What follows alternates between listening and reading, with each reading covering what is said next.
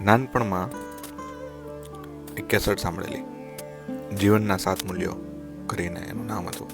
એ cassette તમે play કરો ને એટલે સ્ટાર્ટિંગમાં જ એક ઇન્સિડન્ટ સમજાવે. ઇન્સિડન્ટને શોર્ટમાં સમજાવું તો એવું હતું કે એક ભાઈ એના 2 બાળકોને લઈને ગાર્ડનમાં આવે અને એ ભાઈ બેન્ચ ઉપર બેસી જાય અને છોકરાઓ છે ને એ જોરથી ચીસો નાખતા હોય. કોઈ યોગા કરે છે તેને હેરાન કરે, કોઈ ન્યૂઝપેપર વાંચે તો એનું ન્યૂઝપેપર ખેંચીને ફાડી નાખે, કોઈની આગળ જઈને જોરથી ચીસો નાખે.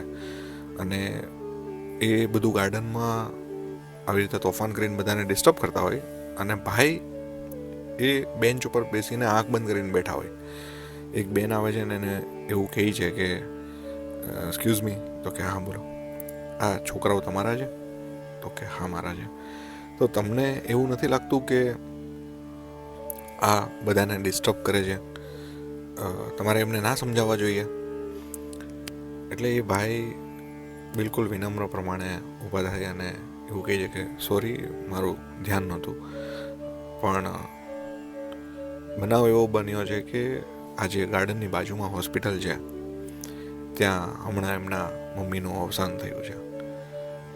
એમને એ ખબર નથી પડતી કે એ દુઃખ વ્યક્ત કઈ રીતે કરવું, એટલે કદાચ આવી રીતે હેરાન કરતા હશે. પણ હું એમને સમજાવું અને એ હવે નહીં કરે ગાર્ડનમાં કે કોઈ બી જગ્યા પર, પબ્લિક પ્લેસ પર કે કોઈ બી લોકોને આવી રીતે હેરાન નહીં કરે.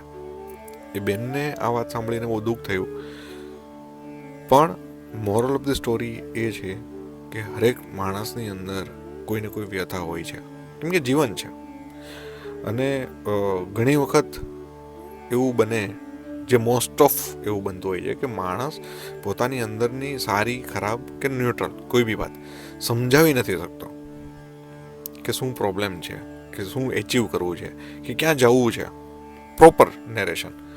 એને કારણે ઘણી વખત સામેવાળા લોકોને એવું લાગે છે કે આ શું થઈ રહ્યું છે, કેમ અમને કોઈ સમજાવતો નથી. પેલી એક છે ને કોમેડી સ્કીન, કુછ લેતે ક્યું નહીં, એવું કાઇન્ડ ઓફ કે ભાઈ કહેના ક્યાં ચાહતે હો. પણ એ ઓવરઓલ વાત આખી એવી છે કે વ્યથાની કથા છે. તમારી અંદર સારું, ખરાબ કે ન્યુટ્રલ કોઈ બી વસ્તુ ચાલે, એને સમજાવવું કઈ રીતે, સ્ટોરી ટેલિંગ કઈ રીતે કરવું, એના ઉપર ડિપેન્ડ હોય છે. આ આખી વાત, આટલી લાંબી કથા કરવાની પાછળનું રીઝન એક જ હતું કે મેં હમણાં 5-6 દિવસ બ્રેક લીધો હતો અને હું લગ્ન પ્રસંગમાં એમાં હતો. એમાં મેં મારી જાતને ઓબ્ઝર્વ કરી.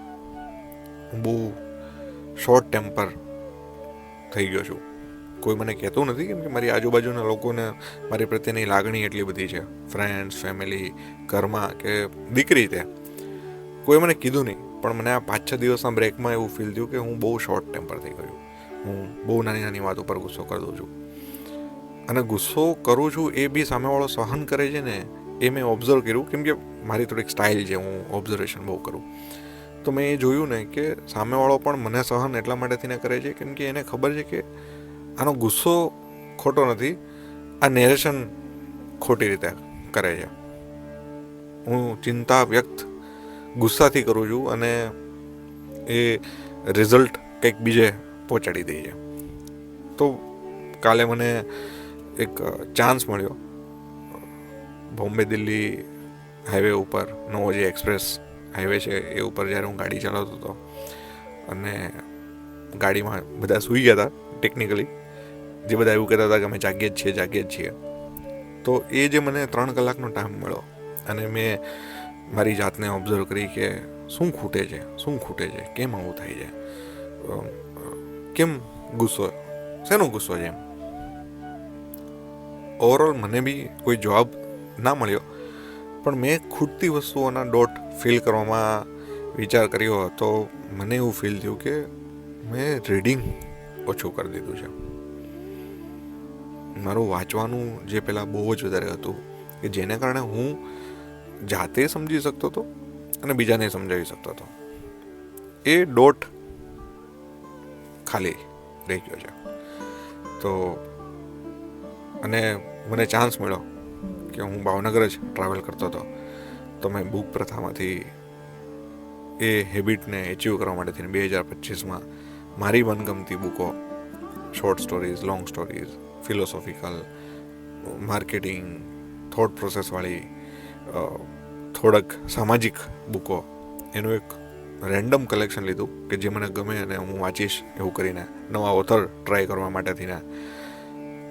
તો હોપફુલી કે હું એને સારી રીતે નેરેટ કરી અને હું મારું પોતાનું એક ડોક્યુમેન્ટ બનાવું. અને સૌથી એનાથી બી વધારે વસ્તુ કે હું વાંચું, નવા પર્સપેક્ટિવ, નવી વિચારધારા, નવી રીતથી સમજાવી શકું, અને મારી અંદરનો શોર્ટ ટેમ્પર ઓછો થાય, ગુસ્સો ઓછો થાય. યસ, તો બુક કંઈક આટલી લીધી છે, બહુ બધી લીધી છે, અંકુર વારિકુથી લઈને અષ્ટાવક્ર ગીતા. સો યા, કલેક્શન ઇઝ ગુડ. બહુ એકદમ ન્યૂ ટ્રાય કહું ને તો Tuesday with Mori, every Tuesday એક સ્ટોરી ઇન્ટરેસ્ટિંગ છે, મારે વાંચવી છે. શેર કરીશ, ડેફિનેટલી શેર કરીશ.